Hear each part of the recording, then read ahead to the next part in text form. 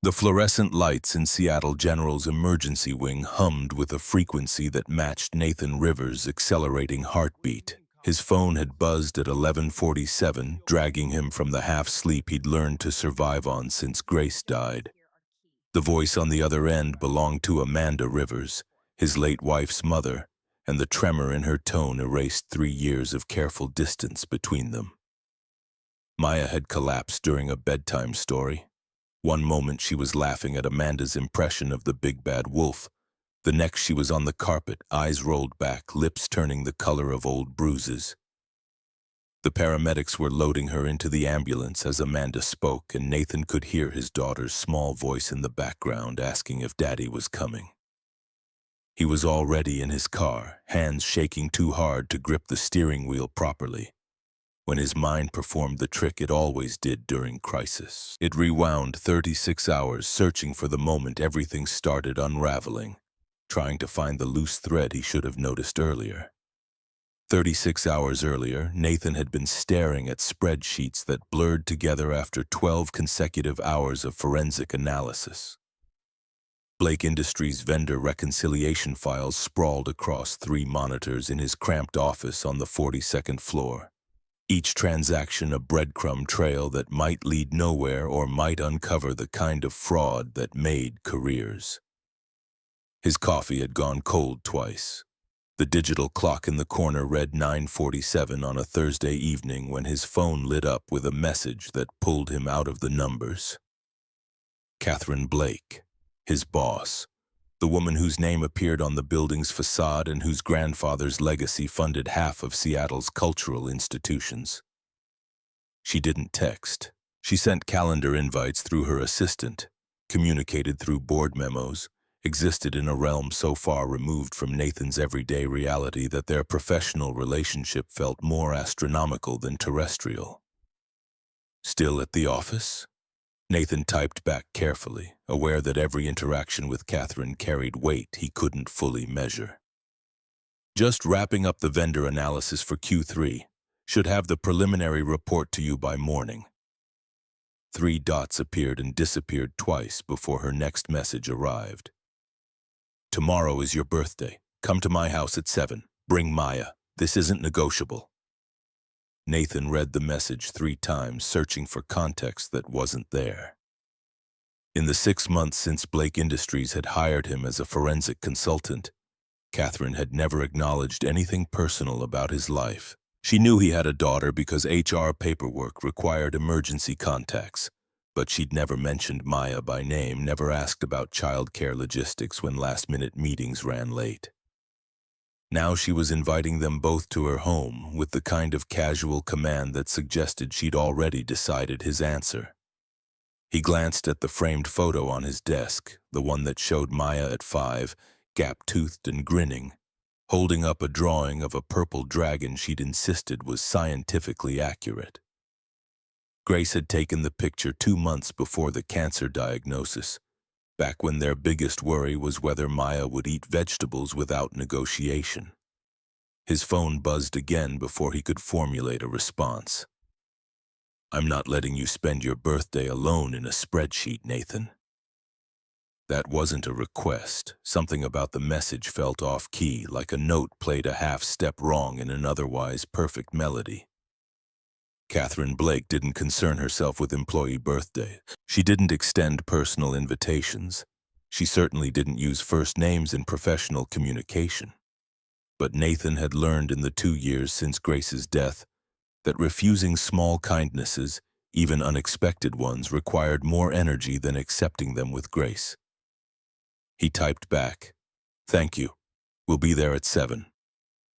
The Bellevue estate that Catherine called home sat on 3 acres of manicured waterfront property, all clean architectural lines and floor-to-ceiling windows that turned the house into a lantern against the dark waters of Lake Washington.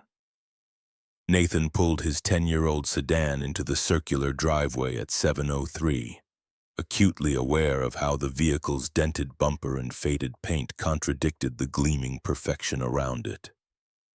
Maya pressed her face against the back window, breath fogging the glass. Her voice carried the wonder of a 7-year-old encountering something beyond her frame of reference. Is this a castle? Just a house, sweetheart. It's huge. She wasn't wrong. The structure sprawled across the landscape like it had grown there organically, each wing and terrace positioned with the kind of intentionality that only vast wealth could afford. Catherine met them at the front door, and Nathan almost didn't recognize her. The razor-sharp CEO who commanded boardrooms in tailored suits and kept her dark hair twisted into a knot so tight it seemed to physically hurt, had transformed into someone softer. She wore jeans that looked expensive despite their simplicity and a gray cashmere sweater that made her seem approachable, almost vulnerable. Her hair fell loose past her shoulders and she'd skipped the makeup that usually created such precise distance between her and the rest of humanity. She crouched down to Maya's level, genuine warmth lighting her features. "You must be Maya. I'm Catherine. Your dad works with me."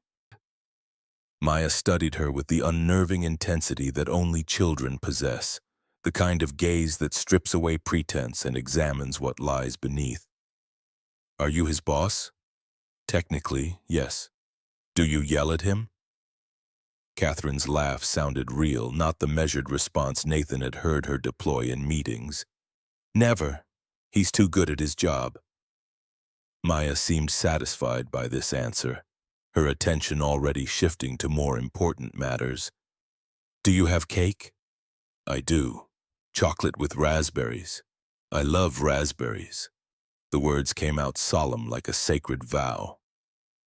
Catherine stood, meeting Nathan's eyes with an expression he couldn't quite parse. "She's wonderful. She's also exhausting."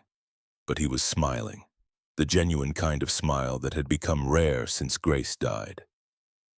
The backyard revealed itself as they walked through the house, and Nathan felt something twist in his chest. String lights created constellations above a long wooden till set for 3. Simple white dishes, wildflowers in mason jars, and a chocolate cake with precisely 7 candles waiting on a ceramic stand. This wasn't a party. This was intimate, carefully constructed, the kind of gesture that suggested someone had thought deeply about what might bring comfort rather than spectacle. "Catherine, you didn't have to do this. I wanted to."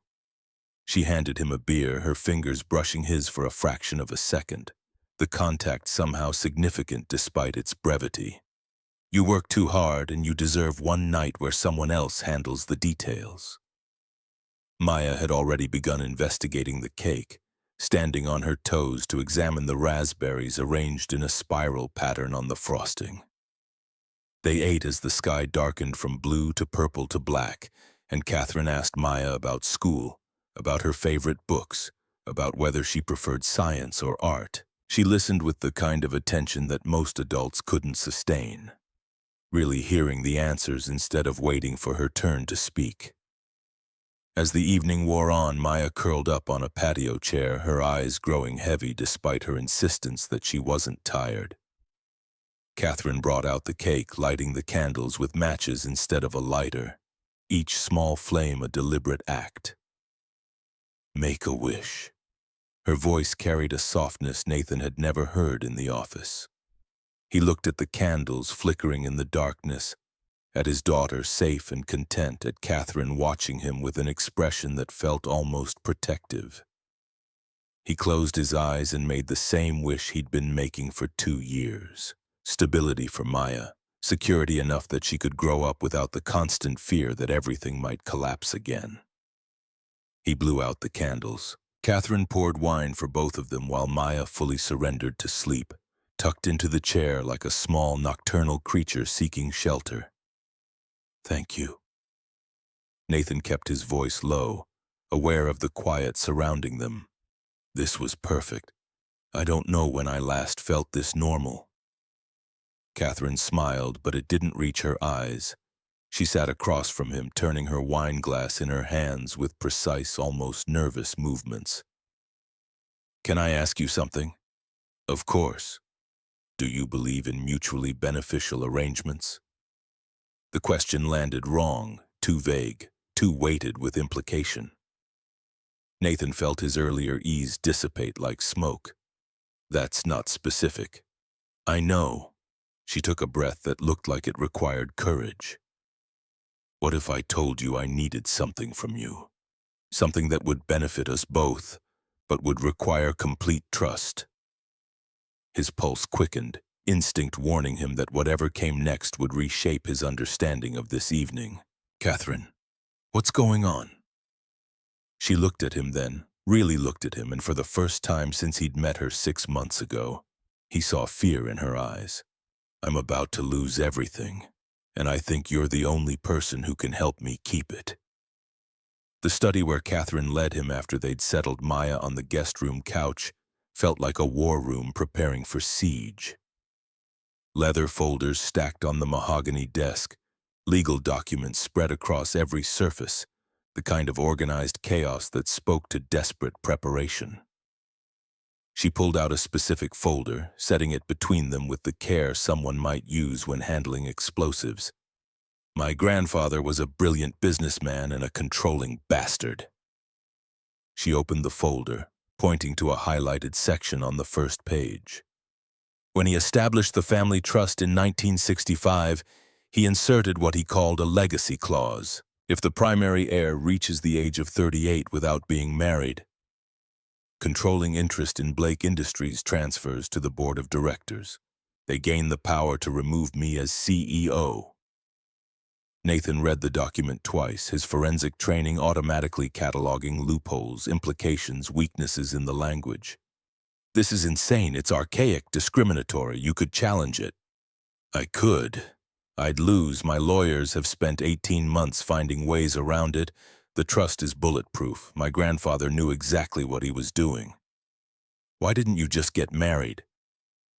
The question came out harsher than he'd intended, confusion sharpening his tone. Catherine laughed, the sound bitter and tired. To whom? Every man I've dated wanted the company, the connections, the power. I couldn't trust any of them not to weaponize this against me eventually. Nathan's analytical mind raced ahead, connecting dots he didn't want to see, forming patterns. When do you turn 38? She checked her watch with the precision of someone who'd been counting minutes. 47 hours from now. The room seemed to tilt. Nathan gripped the edge of the desk, needing something solid to anchor himself. Catherine, there's more. She pulled out another file, this one thicker, edges worn from repeated handling. Victor Stone, venture capitalist. He's been buying board influence for the past 14 months. If I lose control, he'll initiate hostile restructuring. He'll strip the company for parts, sell off divisions, lay off 15,000 people. Everything my family built, everything I've built, will be gone within 6 months. Nathan had heard of Stone. Everyone in Seattle's financial sector had heard of Stone. The man was a vulture who specialized in identifying wounded companies and picking their bones clean. What do you need from me? The words that came next felt inevitable and impossible simultaneously. Marry me, Harry. Nathan laughed, the sound sharp and disbelieving. You're joking. I've never been more serious in my life. Catherine, we barely know each other. Exactly. She leaned forward, intensity replacing fear in her expression. You don't want my company. You don't want my money. You want to do your job and take care of Maya. That makes you the only person in my orbit I can trust with this. This is insane. I know. You're asking me to commit fraud. I'm asking you to enter a legal marriage. Temporary, transactional. We file the paperwork, satisfy the clause, and in a year or two we quietly divorce. You'd be compensated generously. Nathan stood, needing to move, needing to think beyond the careful trap of Catherine's logic. I have a daughter. I can't just drag her into some corporate scheme. I would never ask you to do anything that would hurt her. Catherine's voice softened, revealing something beneath the CEO armor. Nathan, I'm not asking you to love me. I'm asking you to help me survive. He turned to face her, studying this woman who commanded boardrooms and built empires, now standing before him completely stripped of pretense. Why me? Because you're kind. You're honest, and you're the only person in my life who sees me as a person instead of a position." Her voice cracked, just barely, just enough to prove this cost her something to admit. The worst part was that Nathan understood her desperation. He'd felt it 2 years ago when Grace's cancer spread faster than the doctors predicted, when experimental treatments cost more than their insurance would cover, when he'd maxed out credit cards and taken loans from family members he'd never be able to repay, all for 3 extra months that ended anyway. "If I say yes, we set boundaries, clear ones." He heard himself negotiating, part of his mind horrified while another part calculated possibilities. This doesn't touch Maya's life. She doesn't get dragged into corporate wars or media circuses. Agreed. And we're honest with each other. No games, no manipulation? Agreed. How long do I have to decide? Catherine checked her watch again. That same precise gesture. We'd need to file the marriage license tomorrow morning. The ceremony would have to happen before midnight tomorrow. That's not a decision timeline, that's a gun to my head. I know, and I'm sorry. She stood, closing the distance between them until Nathan could see the exhaustion in her eyes, the weight of carrying an empire alone for too long. But Nathan, I wouldn't ask if I had any other choice. He looked into her eyes and saw desperation, yes, but also strength, pride, the stubborn refusal to surrender that had probably driven every success she'd ever achieved. He thought about Maya sleeping in the next room, about the medical bills from Grace's treatment that still landed in his mailbox, about the college fund he couldn't contribute to, about the inhaler Maya needed for her asthma that his insurance only partially covered. I need the night. I need to think. Okay.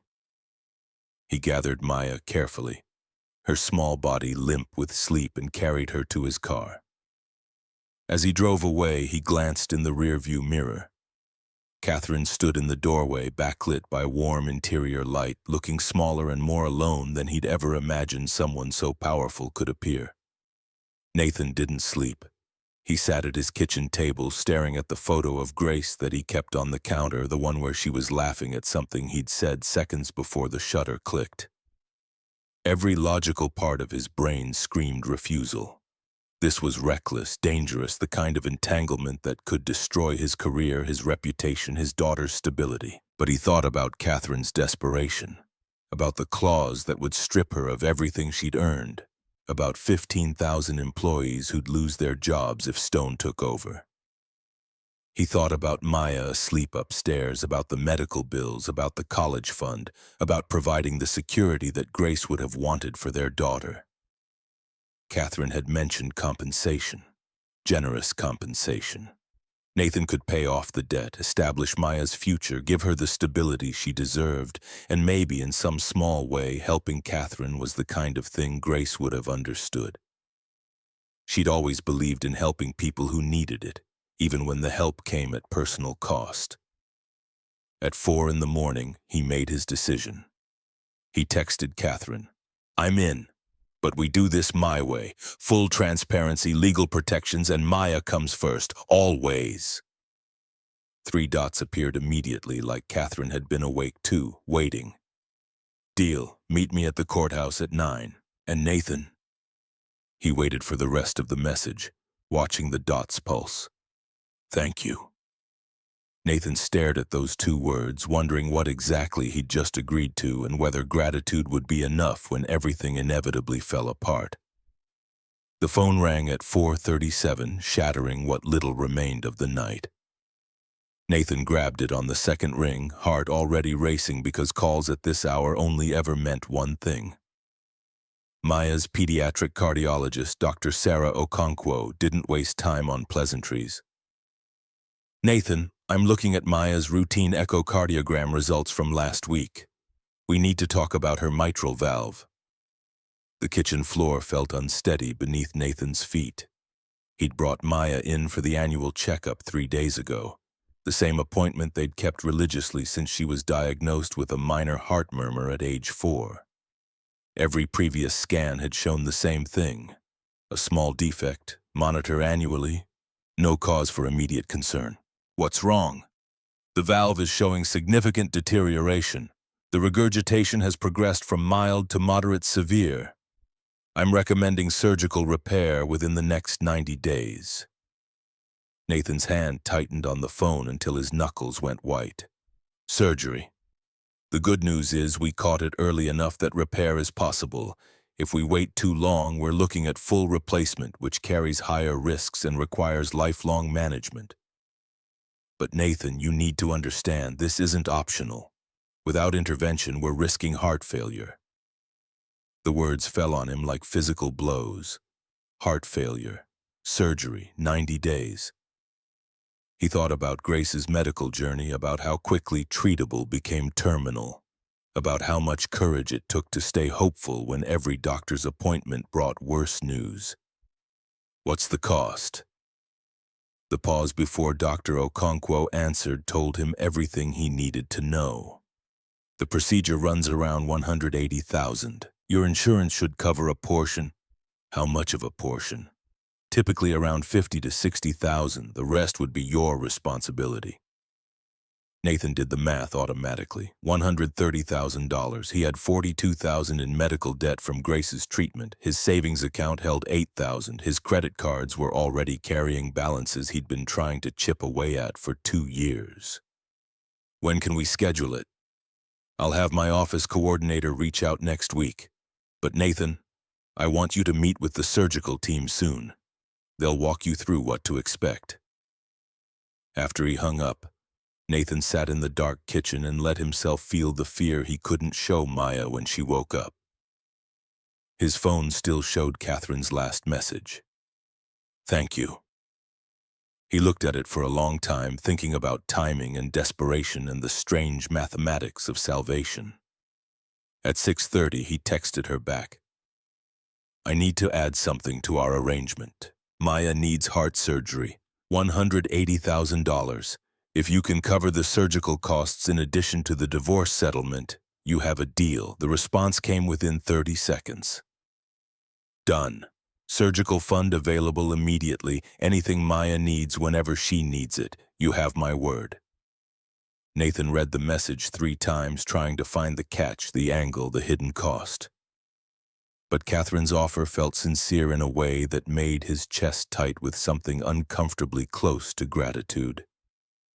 He thought about what Grace would say if she could see him now, about to marry a stranger to save their daughter's life. She'd probably laugh at the absurdity, then tell him to stop overthinking and do whatever it took. He typed, "Then I'm in, for real this time." When Maya woke up at 7, Nathan made her favorite breakfast, blueberry pancakes shaped like butterflies the way Grace used to make them.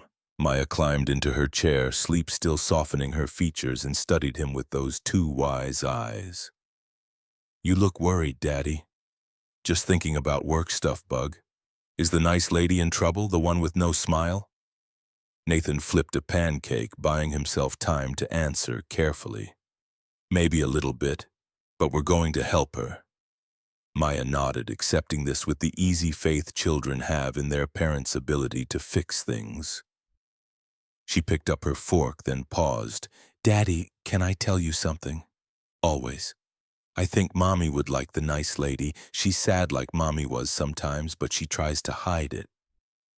Mommy always said the people who try hardest to hide their sad are the ones who need the most help. Nathan had to turn away, ostensibly to check another pancake, actually to hide the tears that threatened. Grace had said exactly that, usually when explaining why she'd befriended someone others found difficult or cold. She'd had a gift for seeing through people's armor to the wounds they were protecting. You're very smart, Maya. I know. She said it without arrogance, just stating fact. Then she picked up her crayon box and began drawing on her napkin while she ate, her pancakes forgotten as inspiration struck. Nathan watched her create her latest masterpiece. 2 stick figures, one tall and one small, standing next to a third figure. Above them, she'd drawn a 4th figure in purple, surrounded by stars. When she finished, she held it up proudly. See? That's you and me and the nice lady, and that's Mommy watching from heaven to make sure we're okay. Nathan took the drawing with hands that trembled slightly. Maya had drawn similar pictures before, always including Grace in some celestial form, but this was the first time she'd added anyone else to their small family unit. He studied the third figure, the one Maya had given a smile that took up half her circular face. The nice lady has a smile in your picture. Because that's what happens when people aren't sad anymore. They remember how to smile. Maya spoke with the absolute certainty of childhood wisdom, the kind that sometimes cuts through complexity to reach simple truth. Nathan tucked the drawing into his pocket, thinking he'd show it to Catherine later, then wondering when later had started, including Catherine as someone he'd naturally want to share his daughter's artwork with. At 8:45, Nathan pulled into the King County Courthouse parking lot, with Maya buckled in the back seat, and his entire world balanced on the edge of a decision he still wasn't entirely sure about. Catherine was waiting by the entrance, flanked by a sharp-eyed woman in a charcoal suit who radiated the particular competence of expensive legal counsel. "Nathan, this is Margaret Foster. She'll be handling the legal paperwork." Margaret extended her hand, her grip firm and professional. "Mr. Rivers, we have considerable ground to cover in very little time." They moved to a private room where Margaret spread documents across a conference table with practiced efficiency. Maya settled into a corner chair with a coloring book and snacks that someone, probably Catherine, had thought to provide in advance. "This is a prenuptial agreement." Margaret walked them through each page with clinical precision. "It protects both parties. Ms. Blake retains all assets acquired before and during the marriage. You, Mr. Rivers, receive a one-time payment of $500,000 upon dissolution of the marriage, provided it lasts a minimum of 18 months. Additionally, you'll receive $200,000 immediately in a dedicated surgical fund for Maya, full family health insurance through Blake Industries, and a trust fund of $100,000 for Maya, accessible when she turns 18. Nathan's breath caught. $700,000 total, plus insurance that would cover not just Maya's surgery, but any future medical needs. The numbers felt surreal, like someone had taken his most desperate prayers and converted them into legal tender. Catherine met his gaze across the table. "I told you I'd compensate you fairly. This is me keeping my word." He read every line of the contract 3 times, his forensic training kicking in automatically. He analyzed loopholes, protection clauses, potential vulnerabilities. The agreement was airtight, designed to protect both of them from exploitation. But as he reached the signature page, he realized something that made him pause. "I need one more thing." Catherine's expression shifted to cautious interest. "What?" "If I help you prove Stone's fraud, because I will prove it, I want equity stake in Blake Industries' forensic consulting division. Not charity, partnership. I need to know this isn't just me being bought." Something changed in Catherine's face, respect replacing calculation. She looked at Margaret, who raised an eyebrow but nodded. "That's reasonable. I'll draft an addendum. 5% equity stake, contingent on successful completion of the fraud investigation." Nathan held Catherine's gaze. "I'm not hired help. We're partners in this. Deal." She said it without hesitation, and Nathan realized he'd just negotiated his way into something far more complicated than a simple business transaction. He signed. The pen felt heavy in his hand, each stroke of his name a commitment he couldn't take back. When he finished, Catherine signed below him, her signature a flowing script that looked exactly like the one on the company letterhead. The ceremony took place in a small courtroom at 10:45. Catherine wore a cream dress that looked understated and elegant simultaneously. Nathan had changed into the suit he kept in his car for client meetings. Maya sat in the front row, swinging her legs and humming to herself, completely unaware that she was witnessing something that would reshape all their lives. The judge was efficient, professional, probably performing her dozenth wedding that morning. Do you, Catherine Marie Blake, take Nathan James Rivers to be your lawfully wedded husband? Catherine's voice came steady and clear. I do. Do you, Nathan James Rivers, take Catherine Marie Blake to be your lawfully wedded wife? Nathan looked at Catherine, at this stranger he was legally binding himself to, and thought about Grace's voice in his memory telling him to help people who needed it, to be brave when it mattered. I do. By the power vested in me by the state of Washington, I now pronounce you husband and wife. No kiss, no applause. Just the scratch of pen on paper as the judge signed the marriage certificate, making everything official and irrevocable. They walked out into the courthouse hallway and stepped directly into chaos. Cameras, reporters, microphones thrust forward like weapons. Questions came in a barrage that felt designed to overwhelm rather than elicit answers. Ms. Blake, is it true you married your employee? Nathan, how long have you been dating? Is this a business arrangement? Catherine's security team materialized from somewhere, forming a protective barrier. Nathan grabbed Maya, shielding her face against his chest, and they pushed through the crowd toward Catherine's car. The door slammed shut against the noise, creating sudden, shocking silence. Maya looked up at Nathan, her face serious in a way that made her seem older than 7. Daddy, did you just marry her? Nathan's throat tightened around words he wasn't sure how to speak. Yes, sweetheart, I did. Does that mean she's my mom now? Catherine turned in the front seat, her expression softening in a way Nathan was starting to recognize as genuine rather than performed. No, honey. You have one mom, your mom who's watching from heaven. I'm just a friend, someone who's going to be around for a while. Maya considered this with the gravity of childhood deliberation. Okay, can we get ice cream? Despite everything, the cameras, the legal commitment, the complexity of what they'd just done, Nathan laughed. Yeah, we can get ice cream.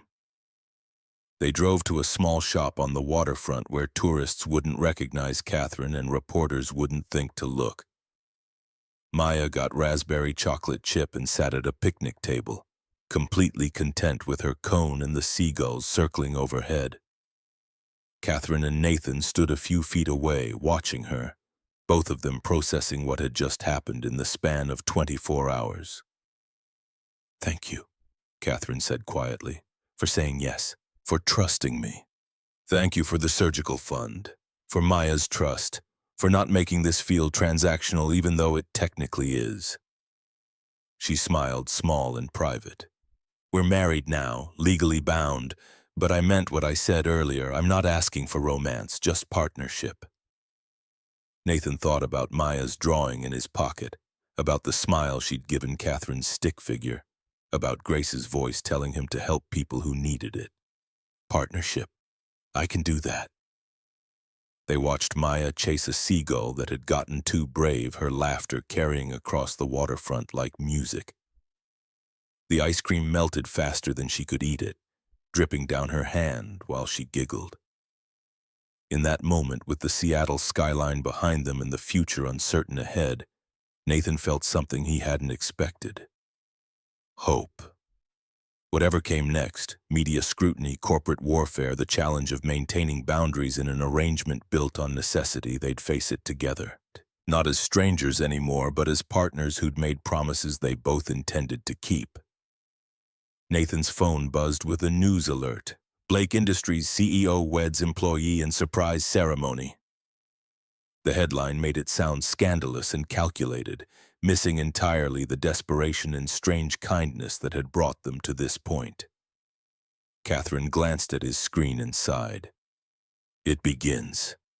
Yeah. Nathan pocketed his phone and called to Maya. Come on, Bug. Time to go home.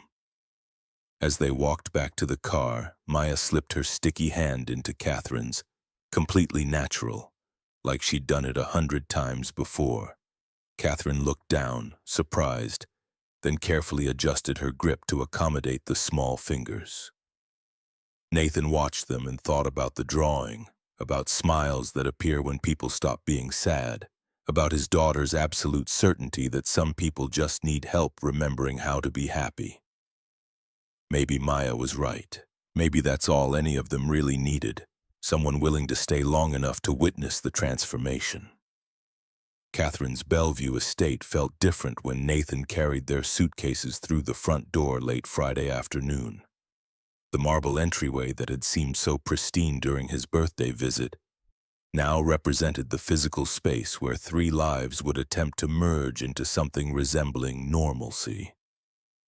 Maya stood frozen in the center of the foyer, her small backpack hanging from one shoulder, eyes wide as she processed the reality that this museum of wealth was supposed to become home.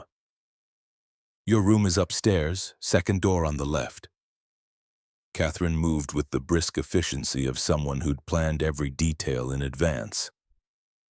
"Maya's room is next to yours. I had my assistant stock it with books and toys based on what Nathan mentioned she liked." Nathan followed her up the curved staircase, each step reinforcing the distance between his old life and whatever this new arrangement demanded.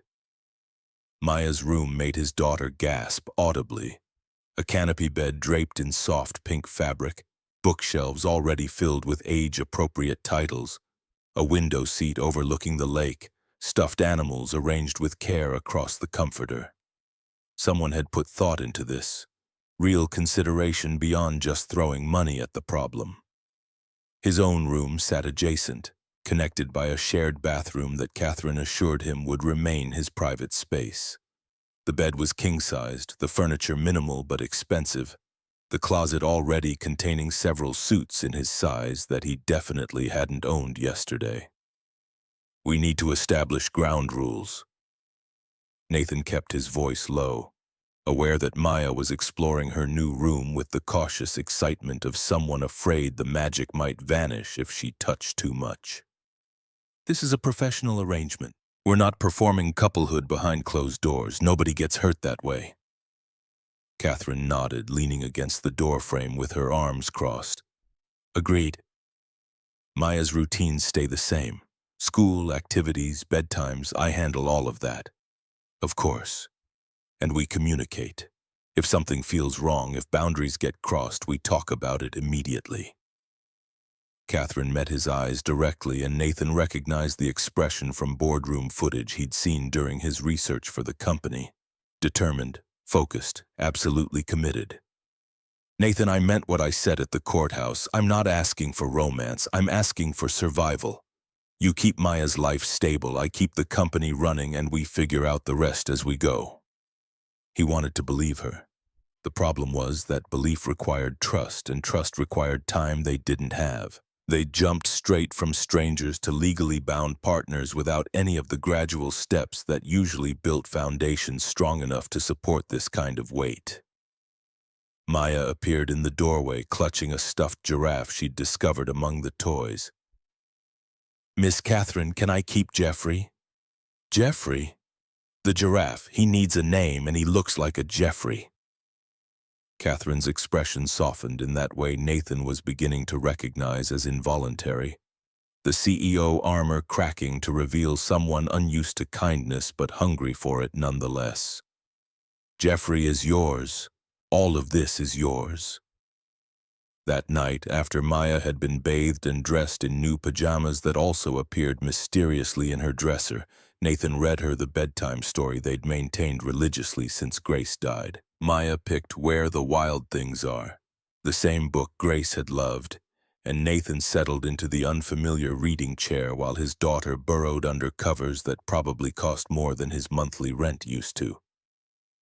He was halfway through Max's journey when Catherine appeared in the doorway, hesitant in a way he'd never seen her. Maya noticed immediately because children always notice when adults are uncomfortable. "Do you want to read with us, Miss Catherine?" Catherine looked at Nathan, silently asking permission. He shifted slightly, making space on the chair's wide arm. She perched there carefully, maintaining distance but present enough that Maya seemed satisfied. Nathan continued reading, aware of Catherine's breathing beside him, the subtle scent of her perfume. the way she leaned forward slightly when Max confronted the wild things.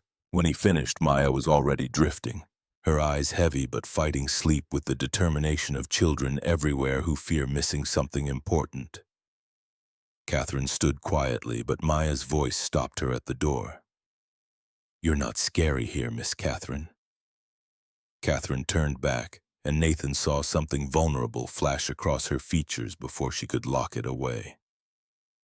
"I'm not. No. At Daddy's birthday, you seemed like you might smile but forgot how. Now you look like you're remembering." After Catherine left, Nathan tucked the blankets tighter around his daughter and kissed her forehead. "You like her?" "She's lonely, Daddy. Like you were after Mommy died before you learned how to laugh again. She just needs someone to teach her." Nathan descended the stairs 15 minutes later, following the sound of ice clinking against glass. He found Catherine on the back patio, staring at Lake Washington's dark waters with a tumbler of something amber in her hand. The string lights from his birthday had been taken down, leaving only moonlight to illuminate the space. "Maya's asleep." Catherine didn't turn. "She's perceptive." That's a kind word for it. Grace used to say Maya could read people like some kids read picture books. "Your wife sounds like she was remarkable." Nathan pulled out the chair across from Catherine, accepting the wordless invitation when she poured 2 fingers of bourbon into a second glass and slid it toward him. "She was. Kindergarten teacher. Could make anyone feel seen and valued. Died arguing with her oncologist about whether she'd be strong enough to attend Maya's dance recital." "Did she make it?" "Front row. Took pictures with her phone even though the battery was dying. Died 3 days later." The words came easier than they used to, the sharp edges of grief worn smooth by time and repetition. Catherine sipped her bourbon and they sat in silence that felt less awkward than it should have given. They were strangers who'd married for strategy rather than love. Finally, she spoke, her voice carrying the weight of confession.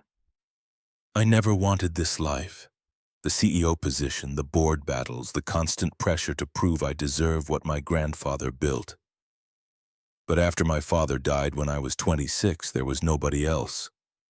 My mother had remarried and moved to France. My brother overdosed 5 years ago. It was just me and a company full of people who thought a woman couldn't handle the legacy. You proved them wrong.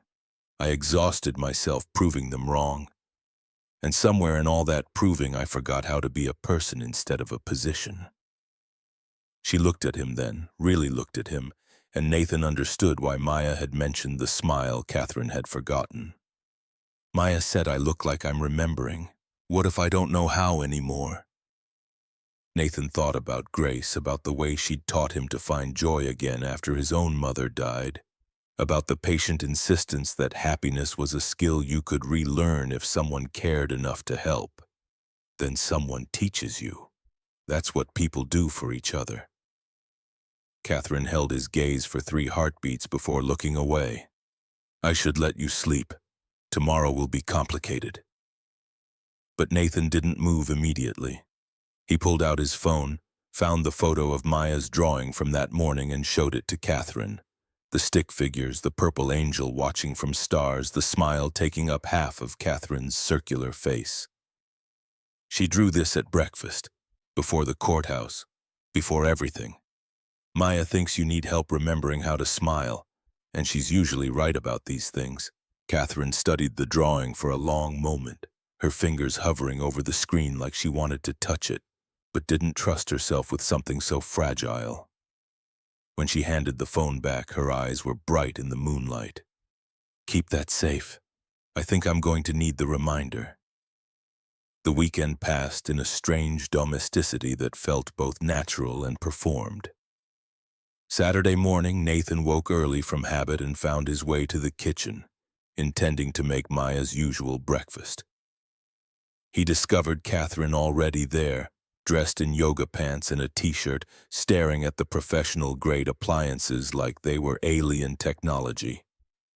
"I don't know how to cook," she admitted it without embarrassment, just stating fact. I have a meal service that delivers prepared food, or I eat at the office. You've never made breakfast? I can operate an espresso machine. Beyond that, I'm useless. Nathan moved past her, opening cabinets until he found what he needed. Then it's time you learned. Maya needs heart-healthy meals, which means we're cooking from scratch. He walked Catherine through making oatmeal, teaching her how to toast almonds for texture and slice strawberries thin enough that Maya wouldn't pick them out.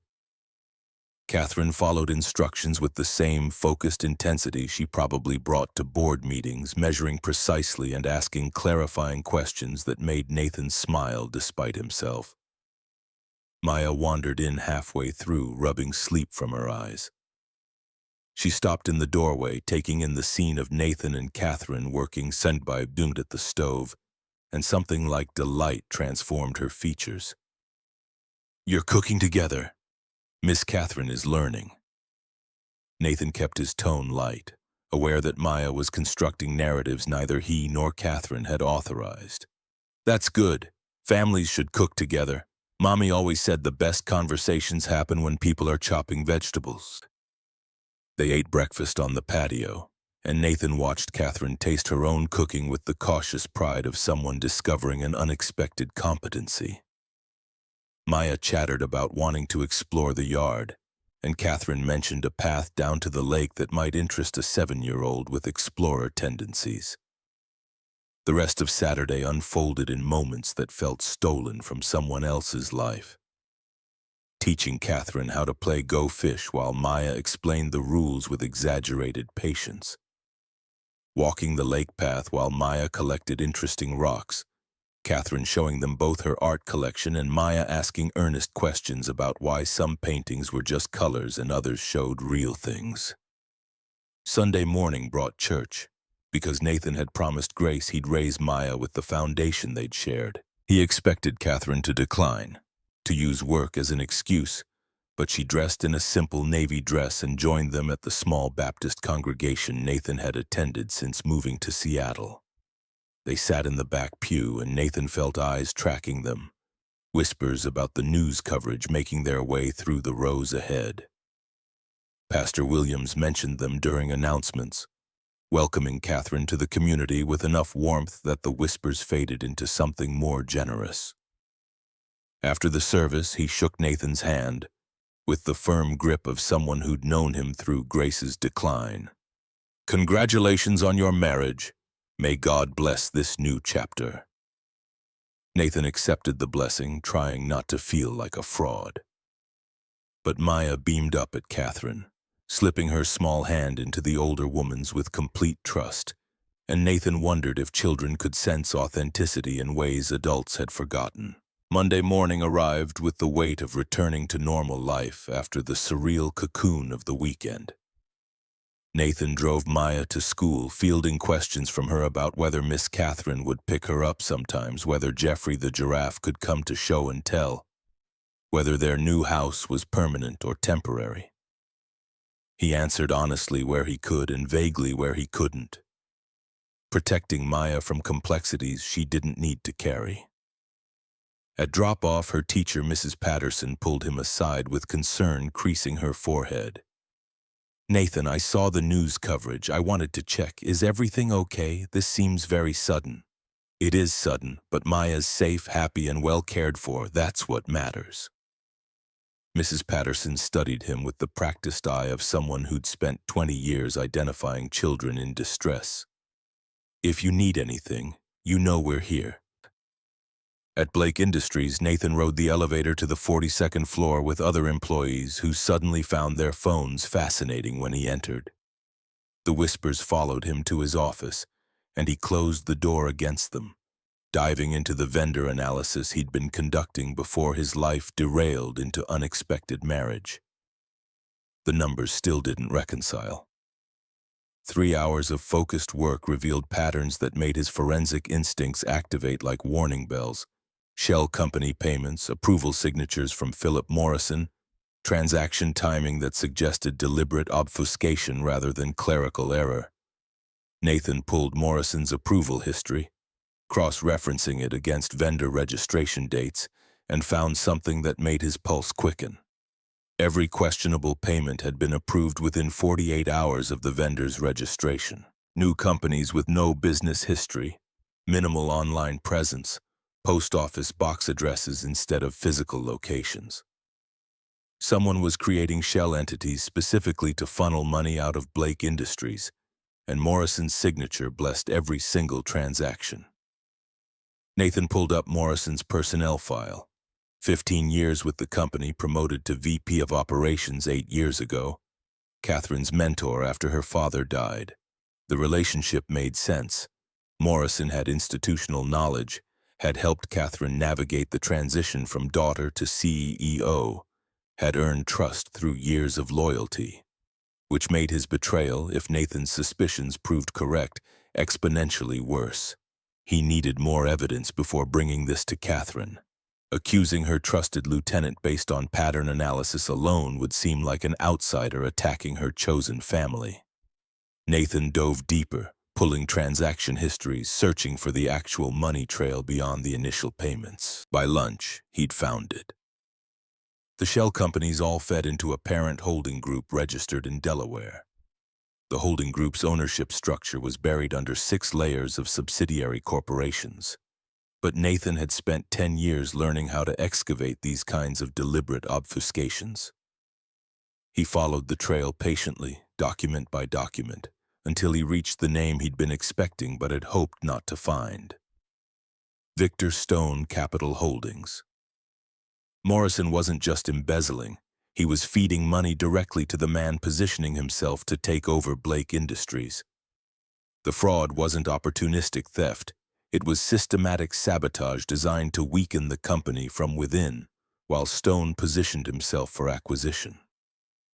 Nathan sat back in his chair, staring at the evidence displayed across his 3 monitors. This was exactly the kind of case that could build a career. The smoking gun that proved his view beyond any question. But bringing it to Catherine meant accusing the man who'd been her mentor, her support system, possibly the closest thing she had to family in the corporate world. He was still processing implications when his office door opened without warning. Catherine stood in the doorway and Nathan registered immediately that something had shifted. Her expression carried the controlled tension of someone managing crisis while projecting calm. "We need to talk. Private conference room. Now."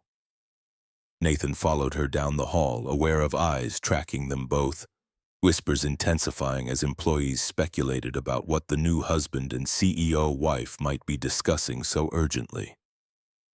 Catherine's personal conference room occupied a corner of the 45th floor. Floor-to-ceiling windows offering panoramic views of Elliott Bay and the Olympic Mountains beyond. She closed the door, locked it, and turned to face him with an expression that combined fury and fear in equal measure. "Someone leaked our marriage contract details to the press, not just the fact that we got married, the specific terms, compensation amounts, timeline, the good faith clause, everything." Nathan felt cold wash through him despite the afternoon sun heating the glass walls. How is that possible? Only 3 people had access to that document. 4, if you count Margaret's assistant who prepared it. But Margaret's been with me for 12 years. I trust her completely. Who else knew the details? Catherine pulled out her phone, showing him a news article from a financial gossip site that specialized in Seattle's business elite. The headline read, "Blake CEO's desperate marriage deal revealed," and the article contained direct quotes from the prenuptial agreement, including Nathan's negotiated equity stake and Maya's surgical fund. "This went live 20 minutes ago. My PR team is scrambling to contain it, but the damage is done. The narrative is now that I was so desperate to keep my company that I bought a husband with a sick kid." That's not what happened. Isn't it, though? Catherine's voice carried an edge Nathan hadn't heard before, sharp enough to draw blood. "I offered you life-changing money in exchange for legal marriage. The fact that we're trying to make it mean something doesn't change the transactional foundation." Nathan thought about Maya's drawing, about breakfast together, about the way Catherine had sat with him after church and listened to Pastor Williams talk about building marriages on faith and patience. It's more complicated than that article makes it sound. Complicated doesn't matter. Optics matter, and right now the optics are that I manipulated an employee with financial leverage while his daughter needed medical care. Before Nathan could respond, Catherine's phone rang. She glanced at the screen and closed her eyes briefly, steeling herself. It's Amanda, your mother-in-law. Ex-mother-in-law. She doesn't sound ex about anything. Catherine handed him the phone. Nathan answered, and Amanda Rivers's voice came through tight with controlled rage. I want to see my granddaughter today. I'm filing for emergency custody, and I suggest you don't fight me on this. His entire body went rigid. On what grounds? On the grounds that you married a stranger for money while Maya was sick. On the grounds that you've dragged my granddaughter into a media circus. On the grounds that you're clearly not capable of putting her welfare above your own financial interests. That's not fair. Fair? Amanda's voice cracked, revealing the grief beneath the anger. My daughter died trusting you to protect Maya, and you've turned her into a pawn in some corporate scheme. Grace would be ashamed. The accusation landed like a physical blow. Nathan disconnected without responding, his hand shaking as he set the phone down on the conference table. Catherine watched him with an expression that mixed sympathy and helplessness. She's filing for custody. I heard. Catherine moved to the window, staring out at the city spread below them like a map of all the ways this could go wrong. Nathan, I'm sorry. This is exactly what I promised wouldn't happen. Maya getting hurt by our arrangement. It's not your fault. It's absolutely my fault. I knew this would draw scrutiny. I just convinced myself we could control the narrative. She turned back to face him, and Nathan saw the CEO armor cracking to reveal someone who genuinely cared about the collateral damage their choices might cause. What do you need? A custody lawyer, the best one available. Margaret specializes in family law. I'll have her call you within the hour. Nathan nodded, trying to organize his thoughts into some kind of strategic response, but his mind kept circling back to Amanda's words. Grace would be ashamed. The statement wasn't entirely wrong. Grace had always prioritized Maya's emotional well-being above everything else. She'd fought to stay alive through treatments that destroyed her body because she couldn't stand the thought of Maya growing up without a mother. Would she have approved of Nathan marrying Catherine? He wanted to believe yes, wanted to think Grace would have understood the impossible mathematics of loving a child while lacking resources to save her. But doubt crept in, whispering that maybe he'd prioritize survival over integrity, that maybe Amanda was right about him using Maya's illness to justify choices he should have refused. I found something in the vendor analysis. Nathan forced himself to focus on problems he could actually solve. Morrison's been approving payments to shell companies that feed directly into Victor Stone's holdings. It's not just fraud. It's systematic sabotage. Catherine went very still. Philip? You're accusing Philip? I'm showing you evidence. Nathan pulled up the files on his phone, displaying the transaction trails he'd spent all morning documenting. Look at the approval patterns. Every shell company registration is followed within 48 hours by Morrison's signature on payments. The money flows through Delaware holding companies that eventually terminate at Stone Capital. Catherine studied the evidence, her expression hardening with each screen Nathan swiped through. When he finished, she sat down heavily in one of the conference room chairs. He was my father's best friend. He taught me everything about running this company. I trusted him completely. I know. That's why his betrayal worked so well. Stone needed someone inside who could operate without raising suspicion. How much?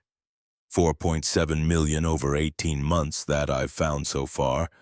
Could be more if I dig deeper into historical records. Catherine's laugh sounded broken. So I'm losing my company to internal sabotage while my marriage is being called fraud, and my husband's daughter might be taken away because we tried to help each other. Is there any aspect of this situation that isn't completely fucked? Nathan had never heard her curse before. The profanity felt like proof that her control was slipping, that the pressure was finally cracking through the careful composure she'd maintained since he'd known her. He moved to the chair beside her, close enough that their shoulders almost touched. We fight back. Against Stone, against Morrison, against the custody petition. We prove that what we're building might have started as transaction, but it's become something real. Has it, though? Catherine turned to look at him, and Nathan saw vulnerability in her eyes that she'd never shown in the office. Or are we just telling ourselves that to make the contract feel less cold? He thought about Saturday morning, teaching her to cook breakfast, about Maya's hand, slipping into Catherine's at church, about sitting on the patio sharing bourbon and stories about dead loved ones, about the way Catherine had perched on Maya's reading chair like she was afraid to take up too much space in a moment that didn't belong to her. I think it's both. We made a deal because we needed each other, but we're building something because we want to.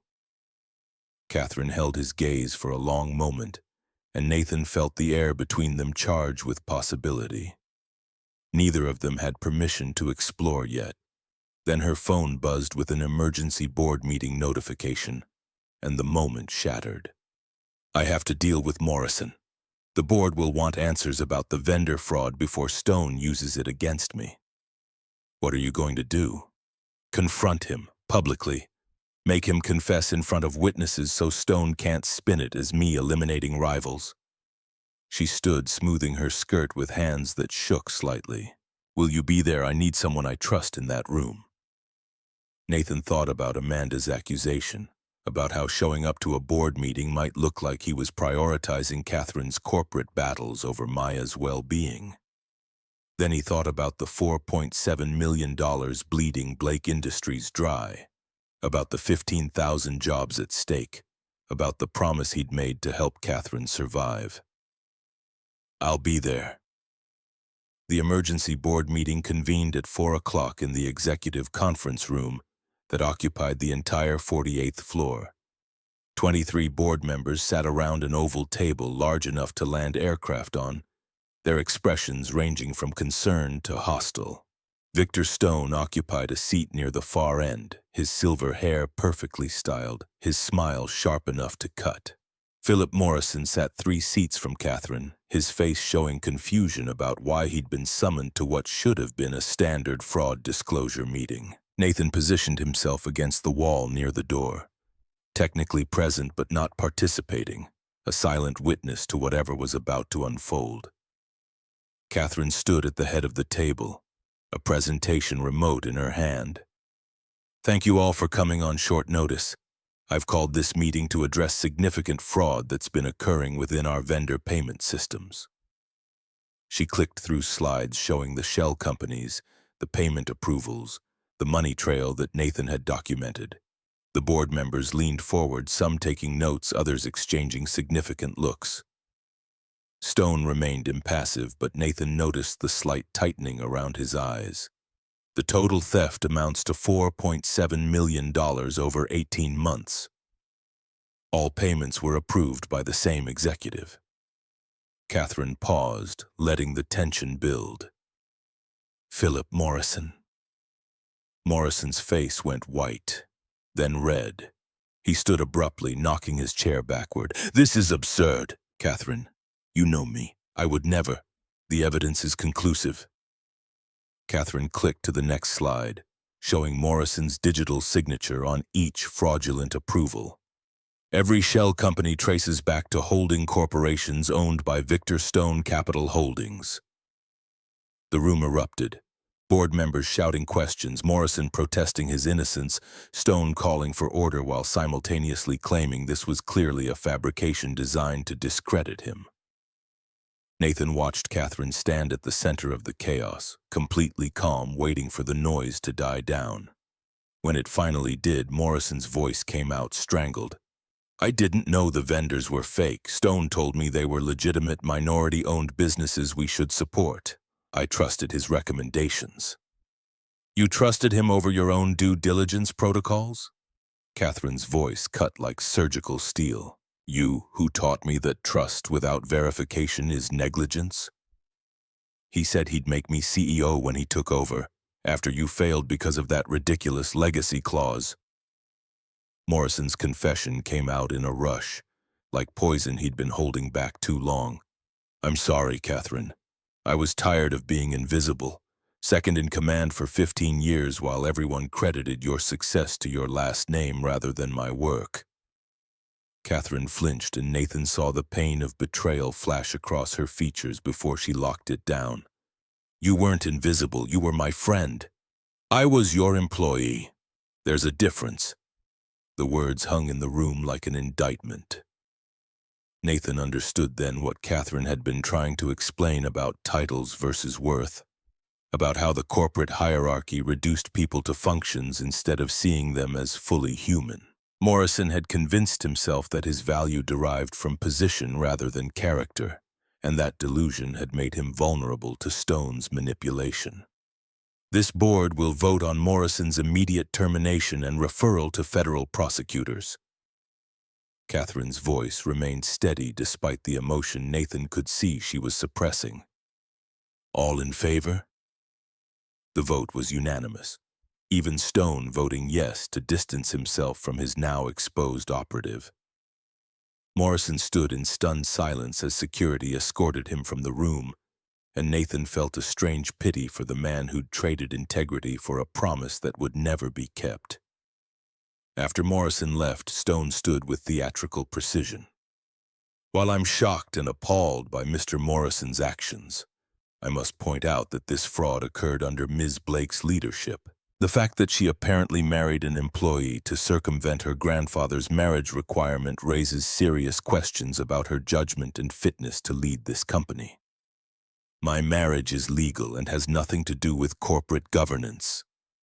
Catherine's response came sharp and immediate. Doesn't it, though? You married your forensic consultant, the man who allegedly discovered this fraud, days before your 38th birthday. The timing seems remarkably convenient. How can this board trust that the evidence he's presenting is legitimate rather than fabricated to make you look competent while eliminating your opposition? Nathan felt every eye in the room turn toward him. This was the trap Stone had been building, using the marriage revelation to discredit the fraud evidence, making Nathan look like a hired gun rather than an honest investigator.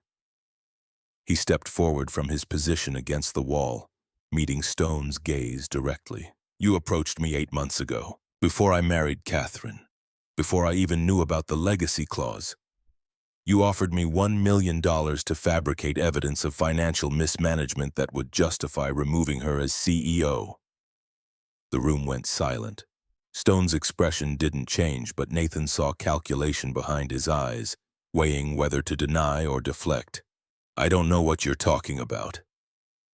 You met me at the Harbor Club on January 14th, private dining room, upstairs. You said Catherine was a woman playing dress-up in her grandfather's company, and that helping you tear it down would make me rich. Nathan pulled out his phone, holding it up so the board could see. I recorded the conversation. Washington is a one-party consent state. Would you like me to play it for everyone? Stone's composure finally cracked. His face went rigid, jaw clenched tight enough that Nathan could see the muscle jumping beneath his skin. You're bluffing. Nathan pressed play. Stone's voice filled the conference room, tinny through the phone speaker but unmistakably his, offering money for fabricated evidence while dismissing Catherine's competence in language. That made several board members wince. When the recording ended, Nathan pocketed his phone and looked at Catherine. I turned him down because I don't work with people who measure worth by gender and bank balance. That's why he needed Morrison. I wasn't for sale. The board chairman, a silver-haired man named Richard Sutton who'd served with Catherine's grandfather, cleared his throat. Mr. Stone, I believe we'll need your resignation, effective immediately. Stone stood slowly, buttoning his suit jacket with deliberate care.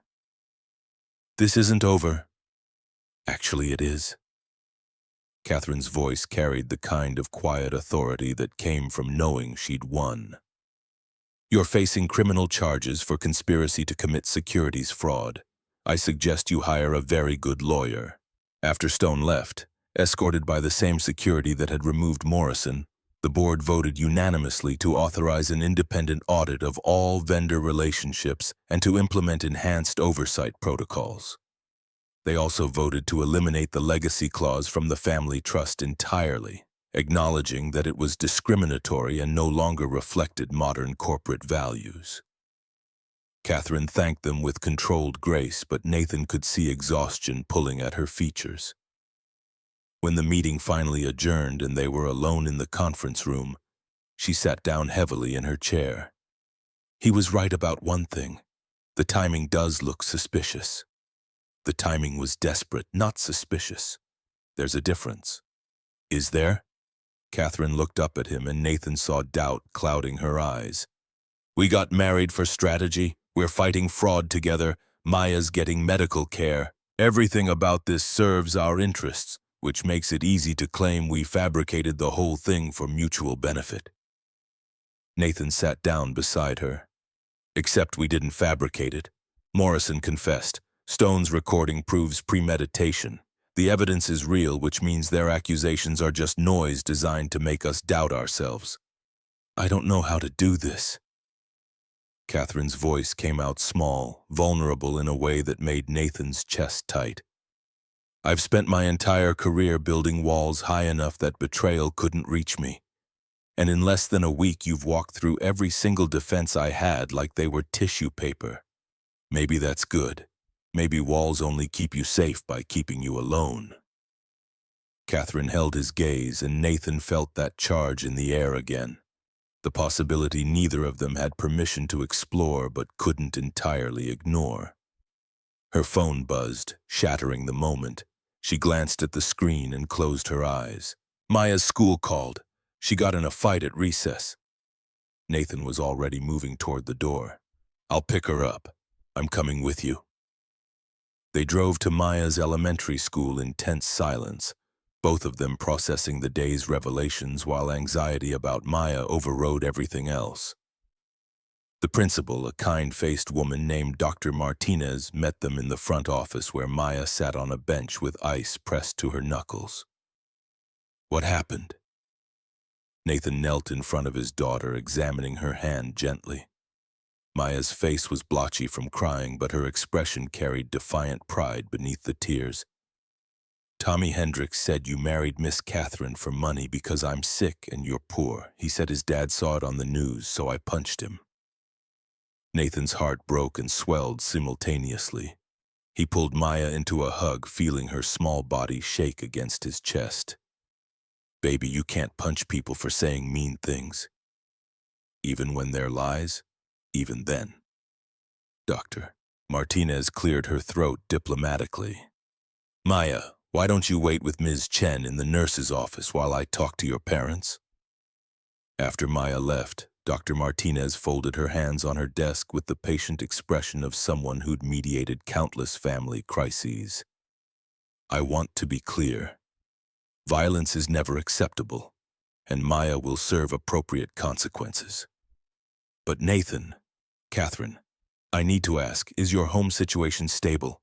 The media attention has been significant, and children at this age struggle with that level of public scrutiny. Nathan felt Catherine stiffen beside him. He reached for her hand without thinking, their fingers lacing together in a gesture that felt both performed and genuine. Our home is stable. Maya is loved, safe, and cared for. The media attention is temporary, and we're managing it. What about the custody petition? I received a call this morning from Amanda Rivers' attorney requesting Maya's school records.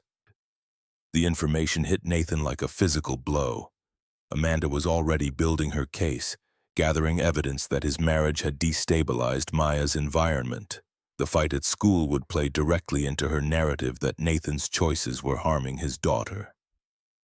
Catherine's hand tightened on his. Maya will have full support, counseling if needed, modified consequences that account for the stress she's under, whatever she requires to feel secure, and Nathan and I will handle the custody situation privately. Dr. Martinez studied them both carefully, and Nathan knew she was trying to parse what was real from what was performance. Finally, she nodded. I'll give Maya a warning this time instead of suspension. But another incident will have consequences, and I strongly recommend family counseling to help her process these changes. They collected Maya from the nurse's office and drove home in silence, waited with everything unsaid. Maya fell asleep in the back seat, exhausted from tears and adrenaline, leaving Nathan and Catherine alone with their thoughts. I'm making this worse for her. Nathan's voice came out raw. Amanda's right. I dragged Maya into something she didn't sign up for. You're giving her medical care and financial security. At the cost of her peace, she punched a kid today because of choices I made. Catherine pulled into the estate's driveway but didn't turn off the engine immediately. She stared through the windshield at the house that was supposed to represent their new life together. When I was Maya's age, my father took me to the office for the first time.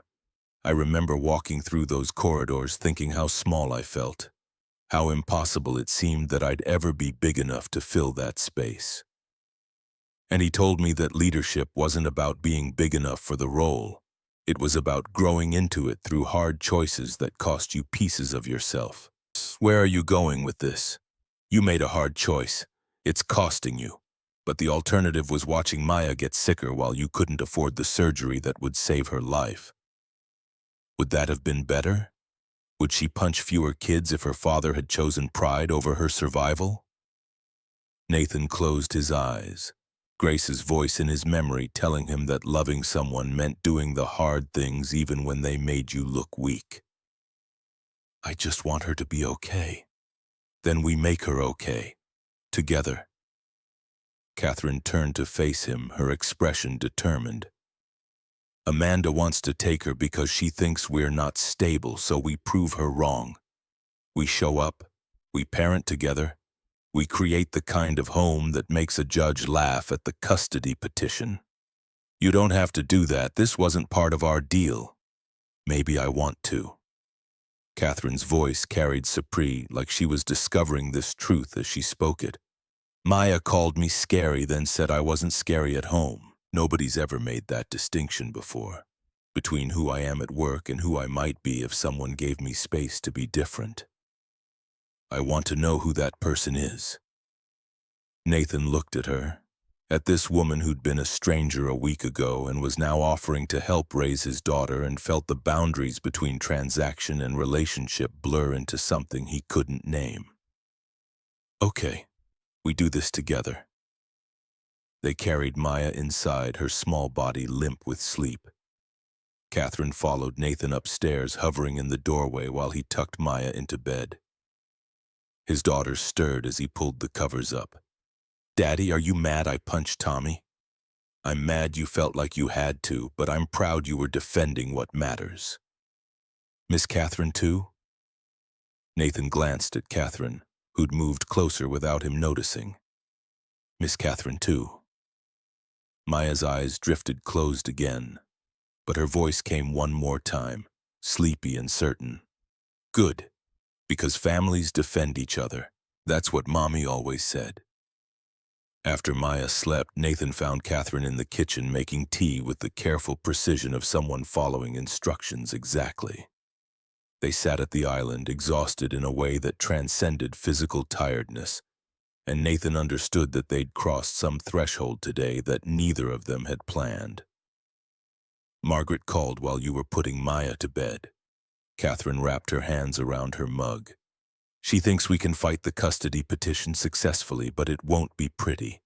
Amanda will make this about moral fitness, about whether our marriage is real or strategic. What did you tell her? The truth, that it's both. Nathan nodded slowly, accepting the complexity. When's the hearing? 2 weeks. She's pushing for emergency temporary custody, but Margaret thinks the judge will deny it given Maya's current stability. Current being the operative word. One more school fight and we lose that argument. They drank tea in silence until Catherine set down her mug with decisive finality. Teach me. Teach you what? how to be what Maya needs. I don't know how to parent, how to comfort a 7-year-old, how to be anything other than competent and controlled. But if we're going to convince a judge this is real, I need to learn. Nathan studied her face, searching for calculation or manipulation, finding only genuine vulnerability. Why does it matter so much? You could divorce me tomorrow, keep your company, pay the surgical fund as a settlement. Walking away would be easier. Catherine met his eyes directly, and Nathan saw something in her expression that made his pulse quicken. Because Maya looked at me tonight like I was someone who belonged in her life. And I've spent 38 years building a company and a reputation and a fortune, and none of it ever looked at me that way. So teach me how to be someone worth that trust. Nathan thought about Grace, about the way she'd believed people could change if given reason and space to grow. He thought about Maya's drawing, about the smile his daughter had given Catherine's stick figure before Catherine had earned it. He thought about the way Catherine's hand had felt in his during the meeting with Dr. Martinez, simultaneously performance and truth. Okay, but you have to promise something first. What? When this gets hard, and it will get hard, you don't run back to the safety of being just a CEO. You stay. You fight for what we're building even when it costs you pieces of yourself. Catherine held his gaze for 3 heartbeats. I promise. They shook hands like business partners sealing a deal. But Nathan felt the gesture carry weight that transcended transaction. Whatever they were building, marriage, partnership, family, it was real enough to demand promises neither of them could afford to break. The custody hearing arrived on a Tuesday morning that felt designed for judgment. Gray Seattle rain drumming against courthouse windows, the kind of weather that made everything look washed out and uncertain. Nathan sat beside Margaret Foster at the respondents' table, his suit pressed sharp enough to hurt, while Catherine occupied the gallery directly behind them. Amanda Rivers sat across the aisle with her attorney, a man named Robert Chen whose reputation for aggressive family law tactics preceded him like a warning. Judge Patricia Holloway entered with the measured pace of someone who'd presided over too many families tearing themselves apart. She was 60-something, African-American, known for cutting through performance to find truth beneath. Nathan had researched her extensively. She prioritized children's actual well-being over abstract moral principles, which meant Maya's stability mattered more than whether Nathan's choices looked conventional. Chen stood first, his opening statement delivered with the precise rhetoric of someone who believed conviction could substitute for evidence. Your Honor, this case is straightforward. Nathan Rivers married his employer 5 days after learning his daughter needed expensive heart surgery. The timing alone suggests financial desperation rather than genuine relationship. But more concerning is the environment this arrangement has created for 7-year-old Maya Rivers. Media scrutiny, school altercations, and the instability of living with a woman who is essentially a stranger. He presented the leaked prenuptial agreement as Exhibit A, highlighting the surgical fund and divorce settlement with theatrical emphasis. Exhibit B showed news coverage of the courthouse wedding, cameras swarming while Nathan shielded Maya's face. Exhibit C documented Maya's fight at school, Dr. Martinez's incident report typed in clinical language that made a child's defense of her father sound like evidence of emotional distress. Mrs. Amanda Rivers is Maya's grandmother, the mother of Nathan's late wife, Grace. She offers a stable, established home without corporate entanglements or public scandal. She's retired, financially secure, and deeply invested in her granddaughter's well-being. This court should grant her primary custody until Mr. Rivers can demonstrate his marriage is genuine rather than transactional. Margaret's response came calm and surgical. Your Honor, Mr. Rivers is Maya's father. He has raised her alone since his wife's death 3 years ago, maintaining stability, ensuring excellent academic performance, and prioritizing her medical care, which is exactly what any good parent does when faced with their child's serious illness. Yes, his marriage to Catherine Blake happened quickly. Yes, financial considerations played a role, but quick doesn't mean fake, and financial practicality doesn't negate emotional authenticity. She walked Judge Holloway through Nathan's employment history, his record as primary caregiver, testimonials from Maya's teacher about his consistent involvement. Then she presented something Chen hadn't anticipated, a letter from Pastor Williams at Nathan's church, describing how Catherine had attended services, engaged with the community, and shown genuine interest in building family connections beyond legal obligation. The real question isn't whether this marriage started unconventionally. It's whether Maya is thriving in her current environment, and the evidence overwhelmingly shows she is. Good grades, strong friendships, medical care that's saving her life. Mrs. Rivers' petition asks this court to disrupt that stability based on moral judgments about her son-in-law's choices rather than actual harm to the child. Judge Holloway made notes throughout both arguments, her expression revealing nothing. When the attorneys finished, she looked directly at Nathan. "Mr. Rivers, I'd like to hear from you directly. Why did you marry Catherine Blake?" Nathan stood, feeling Catherine's presence behind him like an anchor. He'd rehearsed this answer with Margaret for hours, but standing in front of a judge who would determine his daughter's future made every prepared word feel insufficient. "I married Catherine because my daughter needed surgery I couldn't afford, and Catherine needed help stopping a corrupt investor from destroying her company. We made a deal that benefited us both." That sounds transactional. It was, initially. Nathan took a breath, finding words that felt true even though they complicated his defense. But somewhere between signing the contract and now, it became more than that. Catherine learned to make breakfast with us. She reads bedtime stories to Maya. She sat with me in a hospital hallway when Maya had complications and just held my hand, without trying to fix everything with money. That's not performance. That's partnership. And if I grant Mrs. Rivers custody, what happens to your marriage? The question felt designed to expose whether Catherine mattered to him beyond Maya's access to resources. Nathan thought about the promise Catherine had made, to stay, to fight for what they were building even when it cost her.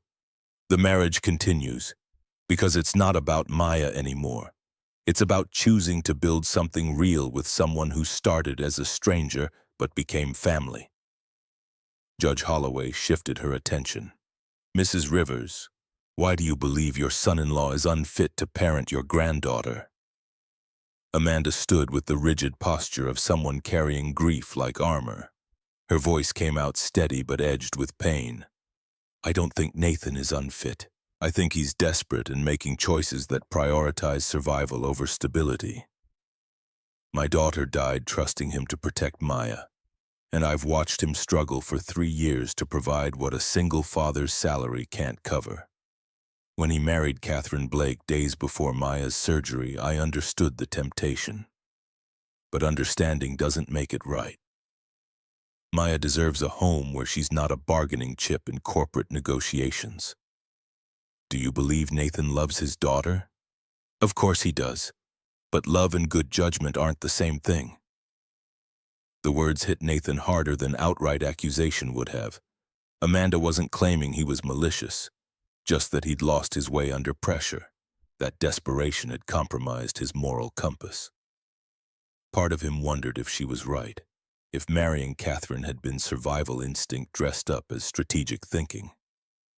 Judge Holloway called Maya's teacher next. Mrs. Patterson testified about Nathan's involvement, attending every parent conference, volunteering for field trips, responding immediately to any academic or behavioral concerns. When Chen cross-examined about the fight at school, she pushed back with surprising force. Maya defended her family against a child repeating adult gossip. That shows loyalty and courage, not instability. The real problem is adults making a 7-year-old's medical situation into public spectacle, then blaming her father for consequences he didn't create. Chen pivoted to Catherine next, calling her as a hostile witness. She took the stand with the same composed authority she brought to boardrooms, but Nathan could see tension in the way she gripped the armrest. "Ms. Blake, how long did you know Nathan Rivers before proposing marriage?" 6 months in a professional capacity. "And you expect this court to believe you developed genuine romantic feelings during that time?" Catherine's pause felt calculated, like she was choosing words that would serve truth instead of strategy. "I developed respect first, then trust, then something more complicated that I'm still learning to name. Nathan helped me understand that competence without connection is just elaborate loneliness. So yes, I have feelings for him. They're just not the kind that fit neatly into conventional romance narratives. How convenient that these feelings emerged exactly when you needed to satisfy your grandfather's marriage clause. The timing was driven by external circumstances. The feelings developed because Nathan is kind, honest, and sees me as a person rather than a position. Those qualities don't diminish because I also needed his help." Chen shifted tactics, pulling out financial documents. "You've paid Nathan's household expenses, provided him with a company car, covered his daughter's surgery. Isn't this just an expensive employee benefit rather than a marriage?" "I've invested in our family's well-being. That's what spouses do. Family implies permanence. Your prenuptial agreement specifically anticipates divorce in 18 months. Catherine met Chen's eyes with something like defiance. "The prenuptial protects us both if this doesn't work, but I'm not planning for it to fail. I'm planning for it to become something neither of us expected when we started." After Catherine stepped down, Judge Holloway called for afternoon recess. Nathan found Catherine in the courthouse hallway, leaning against a window with her eyes closed. He moved beside her, close enough that their shoulders touched. "You did well in there. I told the truth. Apparently that's complicated enough to sound like deception." She opened her eyes, studying the rain-soaked street below. "Nathan, if we lose, if the judge gives Amanda custody, what happens to us?" He'd been avoiding that question, but it deserved honesty. "We keep building what we started because you're right. This stopped being just about Maya somewhere along the way." Catherine turned to face him, and Nathan saw vulnerability in her expression that she'd never shown in public. "I've spent my entire life being the smartest person in every room, and right now I have no idea what I'm doing with you, with Maya, with any of this. It terrifies me." "Good. That means it matters." Before Catherine could respond, Margaret appeared with urgency, tightening her features. "The judge wants to interview Maya in chambers, privately, just her and the court reporter. She'll ask what Maya wants, where she feels safest." Nathan's stomach dropped. Maya was 7, old enough to have opinions, but young enough that those opinions could be shaped by fear of disappointing the adults around her. If she felt pressure to choose between her father and her grandmother, if she thought saying the wrong thing might hurt someone she loved, she could freeze or say what she believed others wanted to hear rather than what she actually felt. "Can I talk to her first?" "No.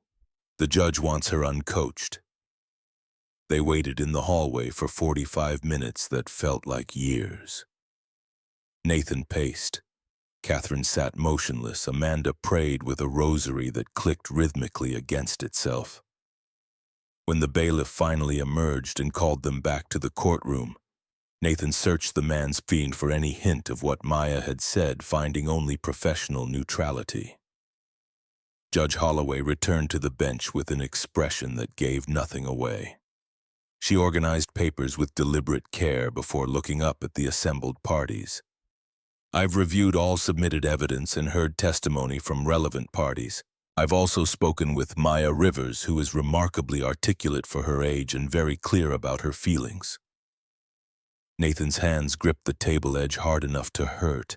Beside him, Margaret sat perfectly still, and behind him he could feel Catherine barely breathing. "Maya loves both her father and her grandmother. She understands that her father married Catherine Blake partly to afford her surgery, and she's not upset about that. In fact, she thinks it was brave. She also said, and I quote, 'Daddy and Miss Catherine are teaching each other how to smile again.'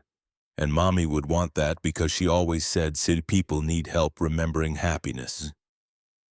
Despite the gravity of the moment, Judge Holloway's mouth quirked slightly.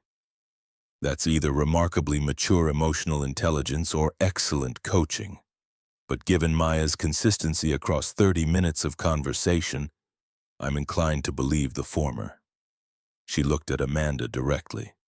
Mrs. Rivers, I understand your concerns. Your son-in-law made an unconventional choice under pressure, and you worry about your granddaughter being collateral damage in adult complications. Those concerns are valid. However, Maya is not showing signs of distress or instability. She's thriving academically, socially, and emotionally. Her medical care is excellent, and most importantly, she feels safe and loved in her current home. Nathan felt something loosen in his chest, but Judge Holloway wasn't finished. That said, I'm troubled by the media exposure and public scrutiny. 7-year-olds shouldn't be defending their parents' marriages in schoolyard fights. So I'm denying the petition for custody modification. Maya remains with her father, but I'm ordering family counseling for Nathan, Catherine, and Maya to ensure they're processing these changes healthily. I'm also granting Mrs. Rivers expanded visitation, every other weekend and 1 weekday dinner per week. This family needs connection, not separation. The gavel came down with finality. Nathan turned to Catherine and saw tears tracking down her face despite her attempt to maintain composure. Behind them, Amanda sat very still, rosary clutched in white-knuckled hands. Margaret gathered papers with quiet efficiency. Congratulations, you won. But Nathan didn't feel victorious.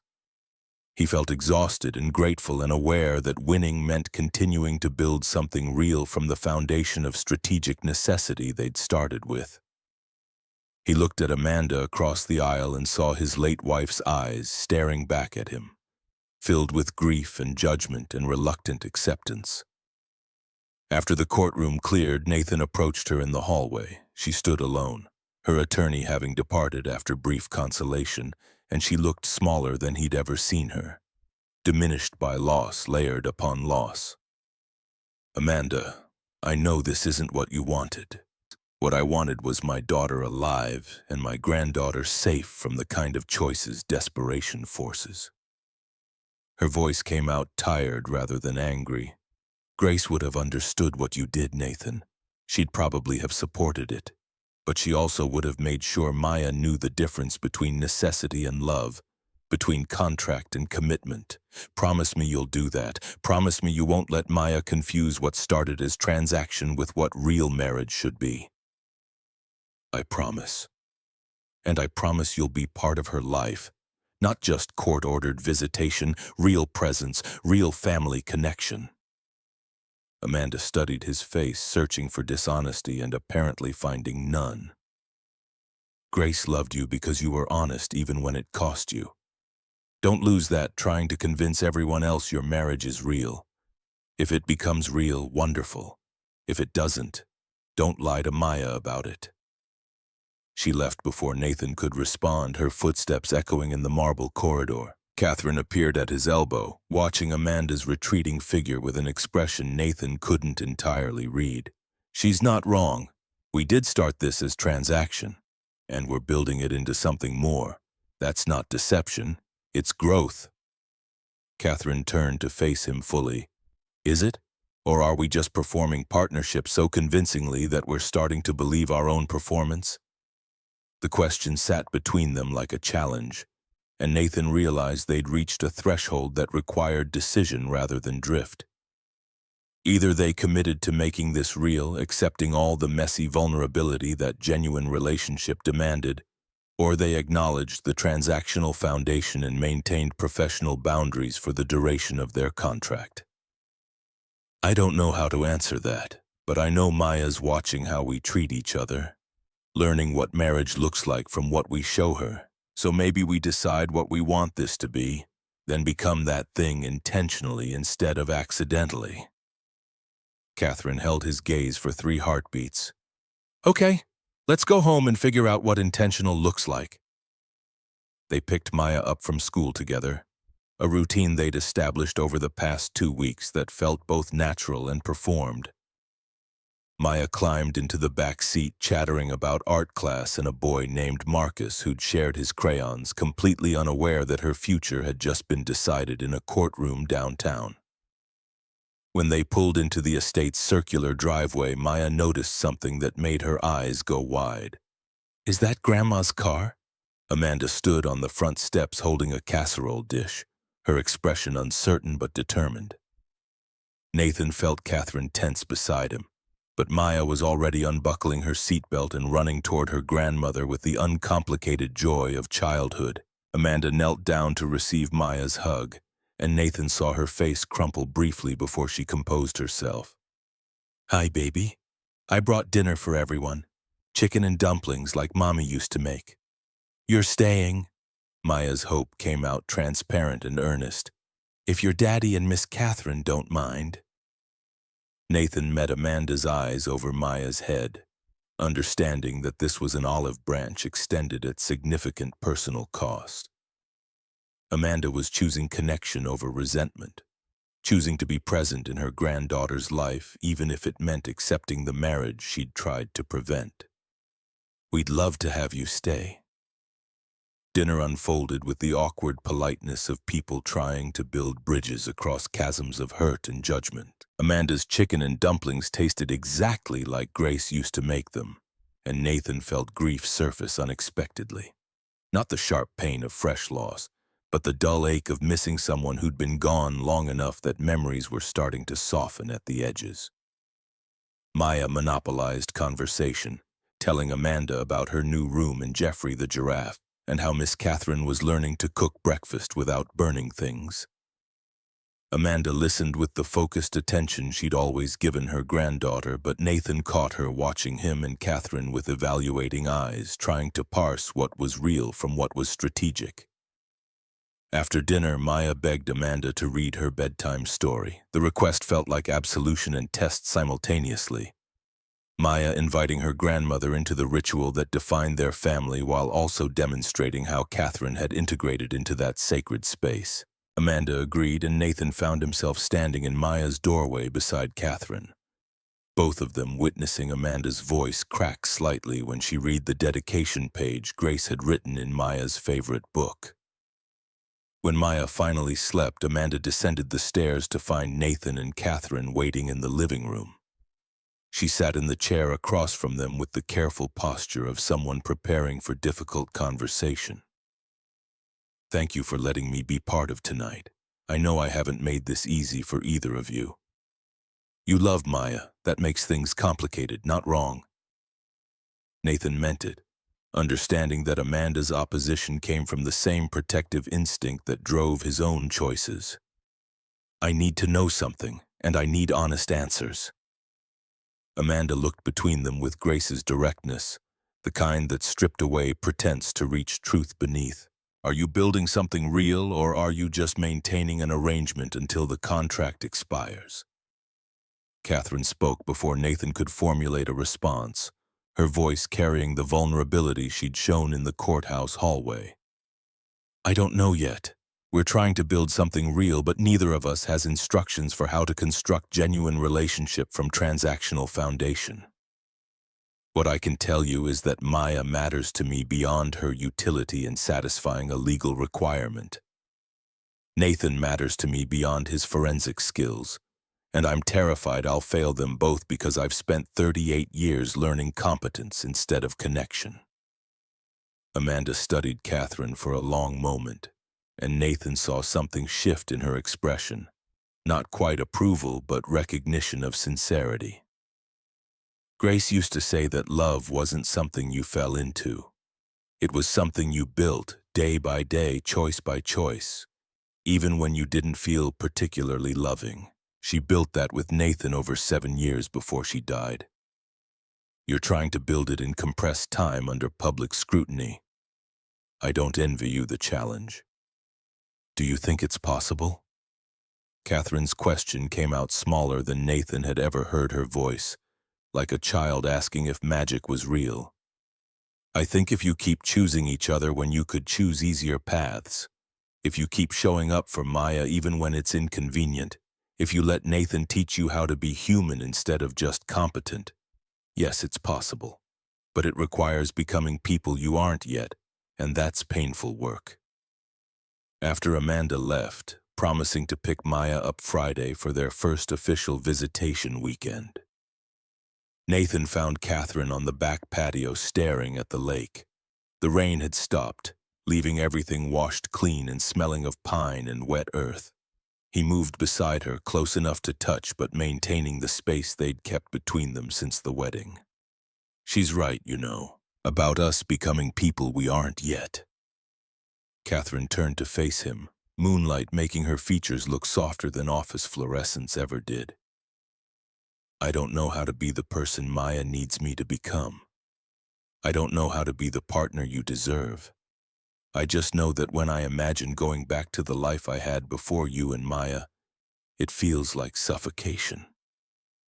Nathan thought about Grace, about the years they'd spent building love through choices made during mundane moments, deciding to stay patient during arguments, choosing forgiveness over righteousness, showing up for each other even when exhaustion made it easier to withdraw.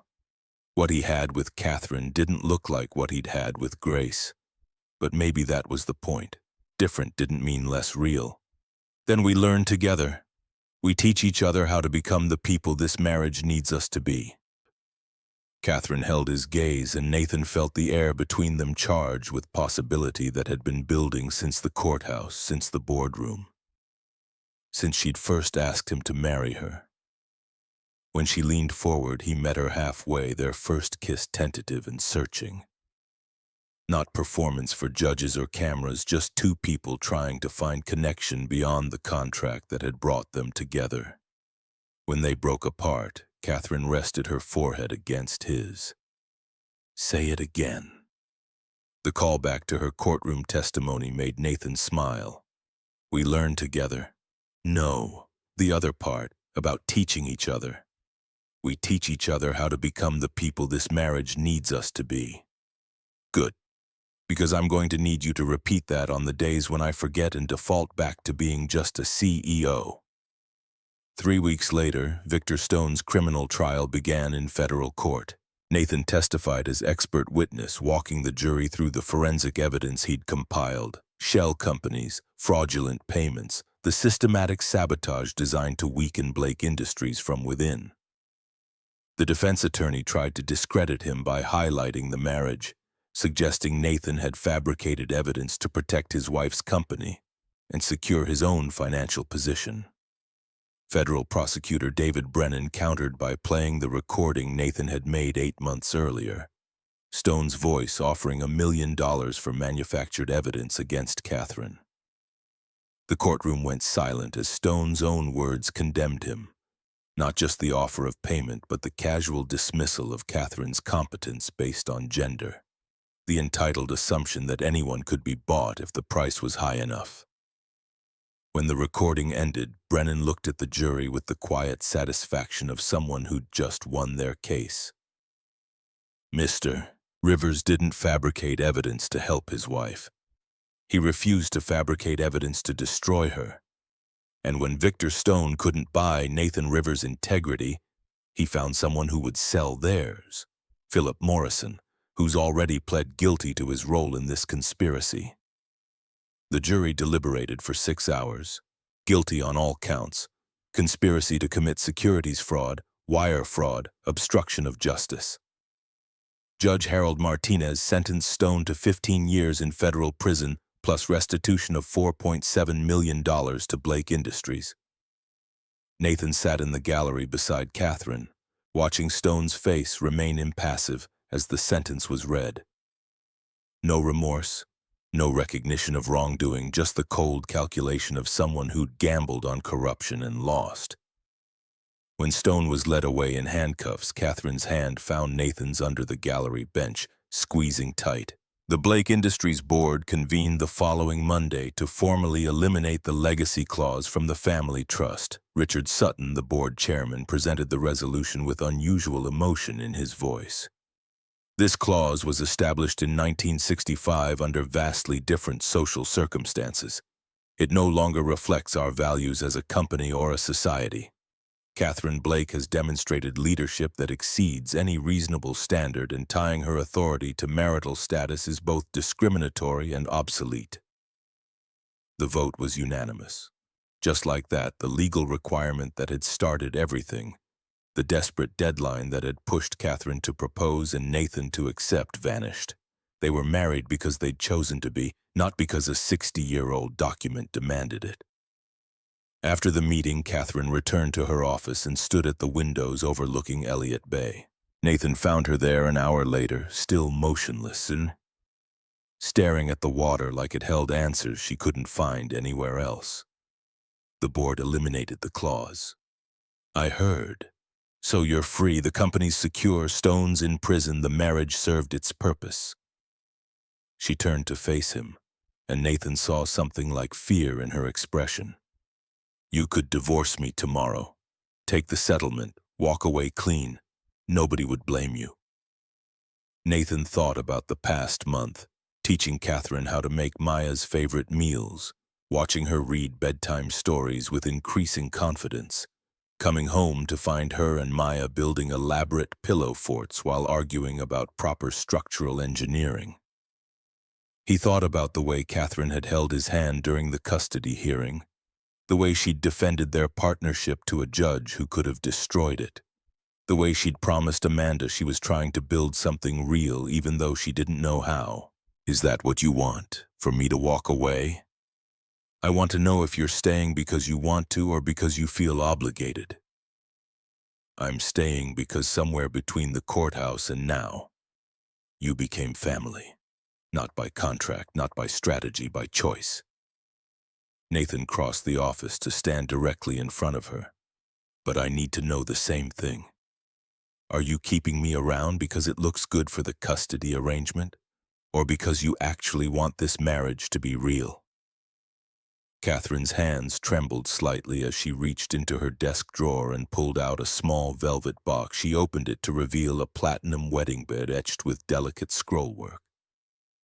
The kind of ring that suggested permanence rather than transaction. I bought this last week. Before the trial, before the board vote, I was planning to ask you to wear it instead of the simple band we got at the courthouse. Her voice cracked slightly, but then I thought maybe that was presumptuous. Maybe you were just waiting for the contract to end, so you could leave honorably. Nathan pulled out his own wallet, extracting a receipt he'd been carrying for days. Catherine took it, her eyes widening as she processed what she was seeing.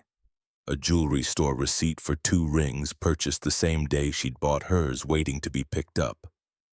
I was going to ask you to renew our vows, not because of the company or the custody case or any external pressure, just because I wanted us to choose this again, deliberately knowing what we were committing to.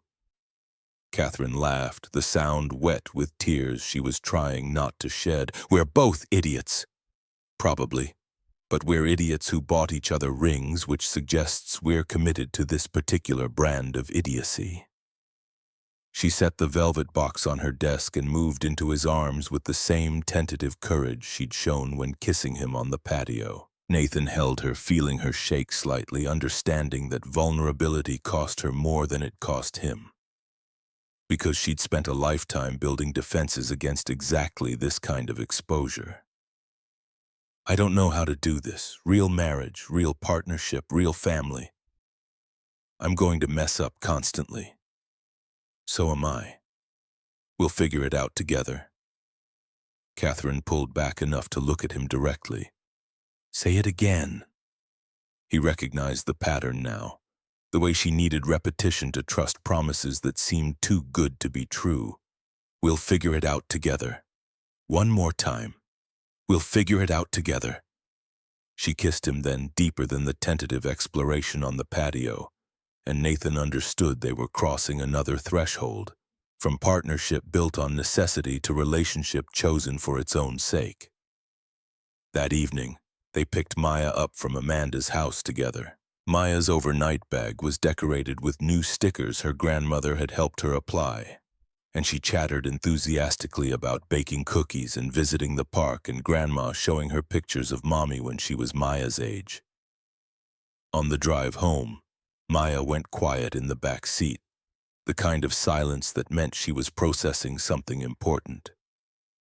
Finally, her small voice emerged from the darkness. "Daddy, can I ask you something?" "Always, Bug." "Are you and Miss Catherine getting divorced when the 18 months are up?" Nathan's hands tightened on the steering wheel. Beside him, Catherine went very still. They'd been so careful to protect Maya from the transactional aspects of their arrangement, but apparently children absorbed more than adults gave them credit for. "Why do you ask that?" "I heard Grandma talking to her friend on the phone. She said your contract said 18 months. I looked it up. That's a year and a half. We've been living with Miss Catherine for 1 month. So in 17 months, do you have to leave?" Catherine turned in her seat to face Maya directly, and Nathan saw her making a choice about honesty versus protection. "The contract said 18 months minimum, but contracts can be changed when the people involved decide they want something different. Do you want something different?" "Yes. Your daddy and I want to stay married for real, not just because a piece of paper says we have to." Maya considered this with the gravity she brought to all important decisions. "Good, because you're not scary anymore and I like having you in our family. Plus Daddy smiles more now, and I think Mommy would be happy about that." After Maya was asleep, Nathan found the drawing she'd made that first morning before everything changed. The stick figures with the purple angel watching from stars, the smile taking up half of Catherine's circular face. He'd kept it in his wallet, pulling it out occasionally when he needed to remember what they were building and why it mattered. Catherine appeared in the doorway with 2 glasses of wine, settling beside him on the couch. He showed her the drawing, now creased and softened from being carried everywhere. "Maya drew this the morning I married you. Before she knew anything about contracts or clauses or corporate warfare, she just saw someone who looked sad and decided you needed help remembering how to smile." Catherine studied the drawing with the same intense focus she brought to financial reports. "She's not wrong. I'd forgotten how. And now?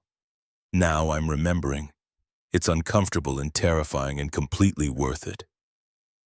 They sat in comfortable silence, drinking wine and watching the lake darken as night settled over Seattle. Nathan thought about Grace, about the blessing she'd given him before she died. Don't stay alone from guilt. Find someone good. Let yourself be happy. He'd found someone good. He was learning to be happy. And somewhere in the building they were doing together, he could feel Grace's presence not as haunting but as benediction. "I want to do the vow renewal." Catherine's voice came quiet but certain. "Not some big ceremony, just us and Maya and the people who've helped us get here. I want to choose this marriage again publicly so everyone, including us, knows it's real." "When?" "Our 2-year anniversary. Give us time to prove we can sustain this when there's no external pressure forcing us together." Nathan thought about 2 years, plenty of time to fail, to discover they were incompatible, to realize that what worked under crisis didn't work during ordinary life. But also time to build foundations deep enough to support the weight of genuine commitment, to become the people their marriage needed them to be. "Okay, 2 years from the courthouse wedding. We renew our vows and make this official in every way that matters." Catherine leaned against him, her head resting on his shoulder. "Thank you for taking a chance on this. On me. Thank you for proposing, for trusting me when you had every reason not to." They finished their wine watching the moon rise over Lake Washington, painting silver paths across dark water. Somewhere upstairs, Maya slept peacefully, secure in the knowledge that her family was choosing to stay together. Somewhere in federal prison, Victor Stone served the first day of 15 years. Somewhere in retirement, Amanda Rivers looked at pictures of her daughter and grandchild, learning to accept that different didn't mean wrong. And in the house that had started as Catherine's empty showcase but had become something warmer, more lived in, more real. Two people who'd married for strategy learned what it meant to choose each other for love. The vow renewal happened on a Tuesday afternoon, exactly 2 years after their courthouse wedding. Small and private, in the same church where Nathan had first introduced Catherine to his congregation. Pastor Williams officiated, his warm voice guiding them through promises that carried weight earned through struggle, rather than assumed through romance. Maya stood between them as flower girl and ring bearer. Her role expanded to include placing both their hands together before they exchanged the new rings they'd secretly bought each other months earlier. She performed her duties with exaggerated seriousness, then whispered loudly enough for everyone to hear. "Don't mess this up, you guys. I like our family." The laughter that rippled through the small gathering felt like grace. Amanda sat in the front pew beside Margaret Foster and Richard Sutton, her eyes bright but her smile genuine. The collection of witnesses was small, people who'd fought beside them or for them or simply believed in them when belief required courage. Catherine wore a simple white dress, elegant without ostentation.